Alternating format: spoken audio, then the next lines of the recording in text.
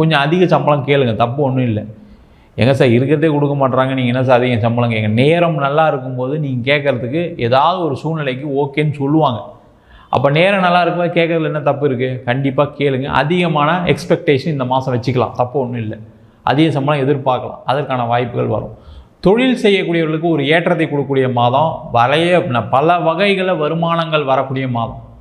அப்போ பல வகையில் வருமானம் வரணும் அப்படின்னா நீங்கள் மினிமம் 2-3 சம்பந்தமான பிஸ்னஸ் தொழில் செய்யக்கூடிய ஒரு முக்கியமான மாதம். அதற்கான முயற்சிகள் பண்ணுங்கள்.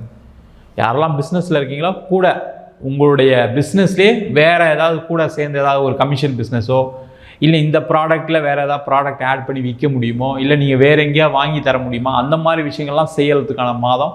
அது ஒரு ரெகுலர் பிஸ்னஸாக மாறிடும். அப்போ உங்களுக்கு நிறைய லாபங்கள் வரும். ஏற்கனவே நிறைய காசுலாம் இழந்துட்டீங்க, நிறைய கடன் பிரச்சனைலாம் வந்து கொஞ்சம் கொஞ்சமாக நிவர்த்தி ஆகிட்டு வரீங்க. இல்லை சில பேர் கடன் பிரச்சனை இருக்குது, அதெல்லாம் தீர்க்கறதுக்கு வேறு என்ன வழின்னு கேட்டால்